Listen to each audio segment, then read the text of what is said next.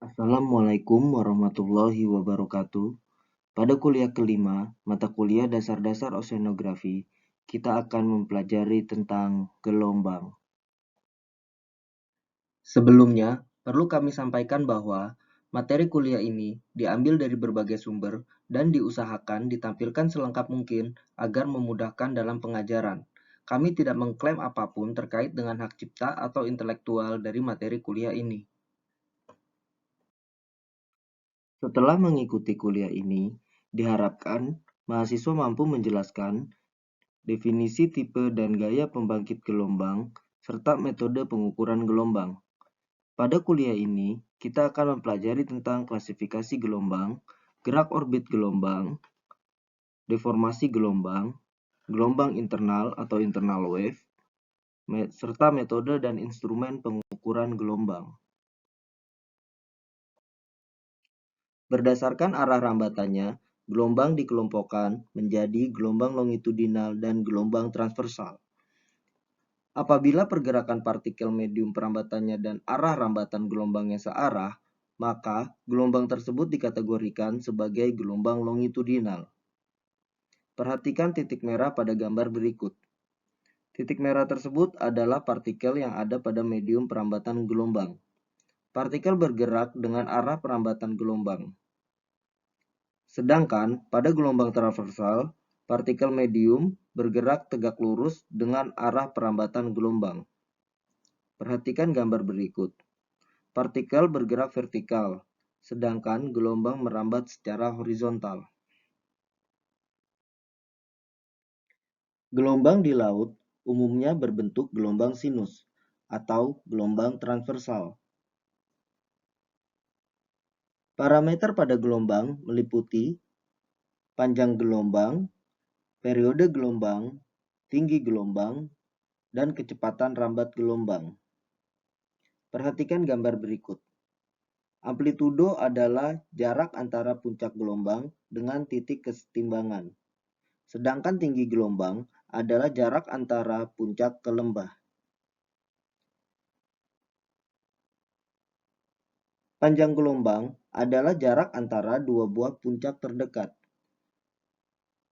Berdasarkan perambatannya, gelombang juga dapat ditentukan frekuensi dan periode gelombangnya.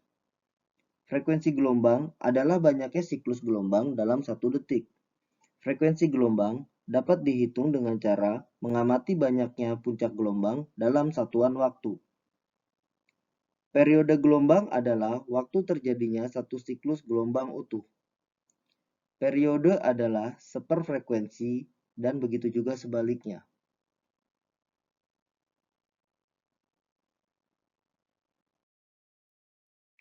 Gelombang terbentuk akibat adanya gaya pembangkit, seperti angin, gempa bumi, maupun benda antariksa.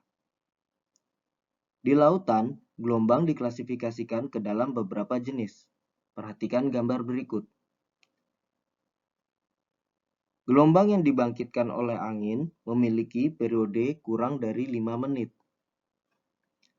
Tsunami merupakan salah satu bentuk gelombang di lautan. Tsunami umumnya terbentuk akibat adanya gempa bumi di dasar laut, meskipun juga bisa terjadi akibat adanya longsoran bawah laut seperti yang terjadi di Banten dan Palu tahun 2018. Gelombang tsunami memiliki periode 10 hingga 60 menit. Gelombang dengan periode tertinggi adalah gelombang pasut, yang mana satu siklusnya dapat terjadi dalam 12 dan 24 jam. Gelombang pasut dibangkitkan oleh gaya gravitasi benda astronomis. Pasut akan dibahas lebih mendalam di pertemuan lainnya.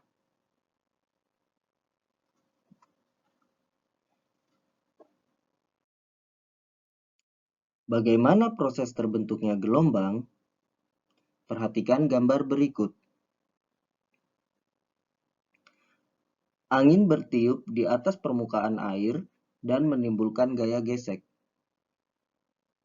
Gaya gesek ini membentuk gelombang kecil yang disebut kapilari di daerah yang disebut vek. Kapilari ini terus terbentuk hingga menjadi gelombang dengan ukuran yang lebih besar. Gelombang yang terbentuk di vek akan merambat sampai ke pantai. Itu sebabnya kadang kita masih melihat gelombang meskipun di pantai tidak ada angin. Besar kecilnya gelombang terbentuk ditentukan oleh kekuatan angin, durasi angin, dan panjang vek. Berdasarkan kedalaman relatif, gelombang dikategorikan menjadi gelombang di laut dalam, gelombang di laut transisi, dan gelombang di laut dangkal. Dikatakan gelombang di laut dalam apabila kedalaman relatifnya lebih besar dari setengah panjang gelombangnya. Energi gelombang di laut dalam tidak menyentuh dasar perairan. Gelombang di laut transisi terjadi ketika kedalaman air kurang dari setengah panjang gelombangnya. Energi gelombang yang lebih dalam mulai direduksi karena adanya gesekan dari dasar perairan. Pada kondisi ini, pergerakan partikel air di permukaan bertransisi menjadi gelombang yang lebih curam. Gelombang di laut dangkal terjadi ketika kedalaman perairan kurang dari 1/20 panjang gelombang. Pada kondisi ini, puncak gelombang bergerak lebih cepat daripada bagian bawah gelombang, sehingga puncak gelombang mulai tumpah dan jatuh ke depan. Perhatikan animasi berikut. Di laut dalam, gelombang menggerakkan partikel air berputar seperti lingkaran. Jari-jari lingkaran tersebut mengecil seiring bertambahnya kedalaman. Di laut dalam, energi gelombang tidak ada gangguan dari dasar perairan, sehingga energi gelombang dapat mencapai kedalaman 2 kali panjang gelombangnya.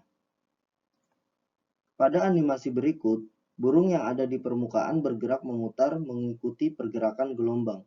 Burung tidak berpindah tempat seperti halnya hanyut terbawa arus.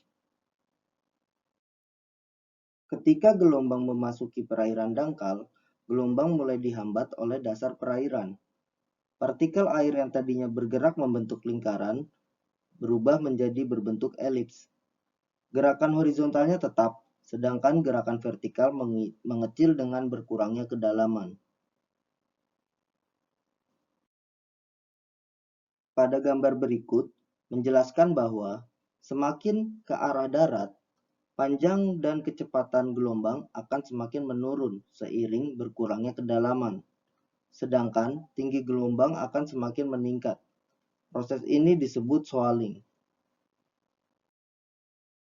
Sebagai ilustrasi, gelombang pecah mirip dengan apa yang terjadi ketika seseorang tersandung dan jatuh. Saat seseorang berjalan normal, kaki dan kepalanya bergerak maju dengan kecepatan yang sama. Ketika kakinya tersandung, maka bagian bawah tubuhnya diperlambat oleh gesekan. Sedangkan bagian atas berlanjut dengan kecepatan yang tetap. Jika kaki seseorang terus tertinggal jauh di belakang tubuh bagian atasnya, sudut tubuhnya akan berubah dan dia akan jatuh. Ketika memasuki perairan dangkal, tinggi gelombang semakin meningkat. Massa air yang berada pada puncak gelombang bergerak lebih cepat daripada air di bawahnya, sehingga menyebabkan gelombang pecah. Gelombang pecah terjadi ketika salah satu dari 3 hal berikut terpenuhi. Pertama, puncak gelombang membentuk sudut kurang dari 120 derajat. Kedua, tinggi gelombang lebih besar dari 1/7 panjang gelombangnya. Atau ketiga, ketinggian gelombang lebih besar dari 3/4 kedalaman air. Kontur dasar perairan menyebabkan perbedaan tipe pecah gelombang, yaitu spilling, plunking, dan surging. Tipe pecah gelombang yang pertama adalah spilling. Tipe pecah gelombang ini banyak ditemui di pantai yang relatif datar. Gelombang mulai pecah ketika masih jauh dari pantai dan terus pecah secara berangsur-angsur hingga sampai ke pantai.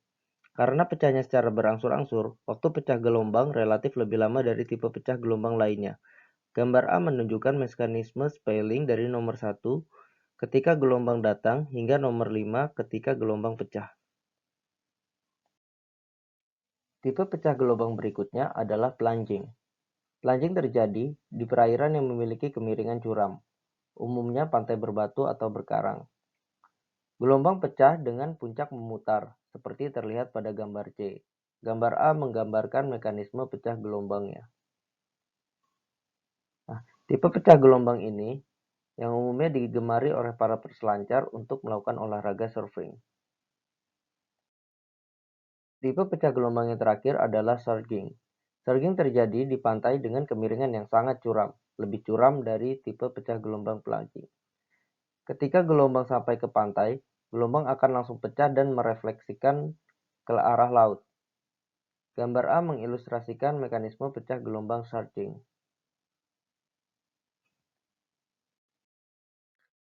Gelombang merambat dari tengah lautan hingga ke pantai. Ketika menuju pantai, kondisi kedalaman semakin lama semakin berkurang. Hal ini menyebabkan perubahan bentuk gelombang yang disebut sebagai deformasi gelombang. Perubahan bentuk ini disebabkan oleh refraksi, difraksi, dan refleksi. Refraksi gelombang adalah peristiwa berubahnya arah gelombang ketika mencapai pantai. Ketika gelombang mendekati pantai dengan sudut tertentu, bagian gelombang yang melalui perairan lebih dangkal kecepatannya akan menurun, sehingga arah rambat gelombang membelok. Nah, ini menyebabkan mengapa gelombang pecah selalu sejajar pantai. Difraksi gelombang adalah perubahan arah gelombang akibat adanya penghalang atau rintangan. Perhatikan gambar berikut. Garis puncak gelombang di belakang pulau membelok dan membentuk busur lingkaran dengan pusat pada belakang pulau. Gelombang yang terhalang oleh suatu rintangan, seperti pemecah gelombang atau pulau, maka gelombang tersebut akan membelok di sekitar ujung rintangan dan masuk ke daerah terlindung di belakang rintangan.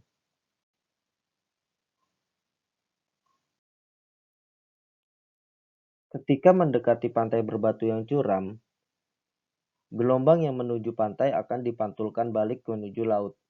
Pantulan gelombang yang menuju laut dan bertabrakan dengan gelombang menuju pantai. Pantulan ini menyebabkan terjadinya konfusi, di mana arah gelombang tidak menentu. Perairan ini berbahaya untuk aktivitas pantai. Tsunami merupakan salah satu bentuk gelombang di laut. Tsunami memiliki periode yang lebih panjang daripada gelombang yang dibangkitkan oleh angin. Tsunami umumnya terbentuk akibat terjadinya gempa di dasar laut, sehingga menyebabkan bergeraknya massa air dalam jumlah yang besar. Pada waktu yang sangat singkat, pergerakan ini membawa energi yang besar. Hal ini membentuk serangkaian gelombang yang menyebar ke segala arah di atas permukaan laut dengan kecepatan hingga 500 meter per jam. Panjang gelombang terus bertambah dengan periode gelombang yang bervariasi dari 5 menit hingga lebih dari 1 jam. Saat gelombang tsunami mendekati pantai, kecepatan gelombang diperlambat akibat gesekan dengan dasar laut. Ketika kecepatan berkurang, panjang gelombang akan menjadi lebih pendek dan ketinggian meningkat hingga 5-10 meter. Mekanisme terbentuknya tsunami akibat longsor hampir sama. Material longsor yang menggerakkan massa air dalam jumlah besar ke atas. Di sisi lain, massa air bergerak ke bawah untuk mencapai kesetimbangan. Peristiwa ini membentuk gelombang dengan periode yang sangat panjang.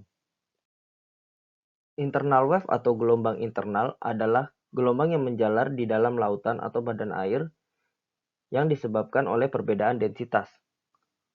Di perairan, perbedaan densitas dapat muncul akibat adanya perbedaan temperatur dan salinitas.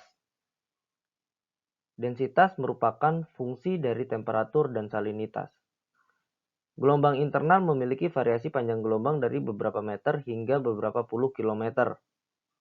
Nah, gelombang internal ini bervariasi secara periode.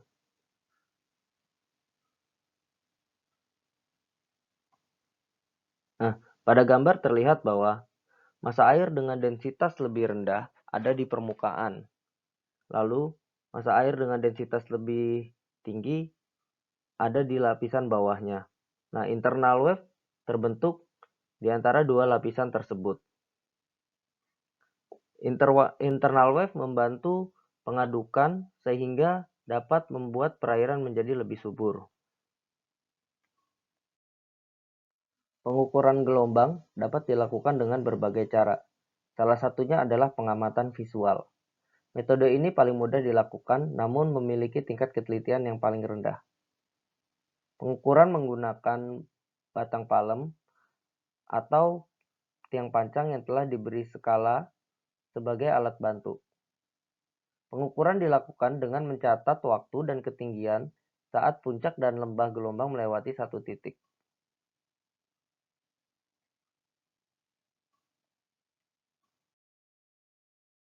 Yang berikutnya adalah menggunakan pressure wave gauge. Alat ini dipasang di dasar laut dan merekam perubahan tekanan akibat adanya perubahan tinggi muka air laut yang disebabkan oleh gelombang. Alat ini dapat merekam secara otomatis dalam jangka waktu yang telah ditentukan. Metode ketiga adalah dengan menggunakan metode akustik atau acoustic wave gauge. Alat ini memancarkan gelombang suara lalu menerima pantulan gelombang suara tersebut. Alat ini mampu menghitung jarak antara permukaan instrumen dengan muka air laut. Perubahan tinggi muka air laut yang disebabkan oleh gelombang dicatat untuk kemudian dianalisis sebagai tinggi dan periode gelombang. Pengukuran gelombang juga dapat dilakukan dengan menggunakan instrumen wavebuoy. Wavebuoy merupakan suatu wahana terapung yang ditambatkan agar tidak terbawa oleh arus. Wavebuoy akan mengikuti pergerakan pitch, roll, dan yaw yang disebabkan oleh gelombang. Pada wavebuoy terdapat sensor giroskop dan akselerometer.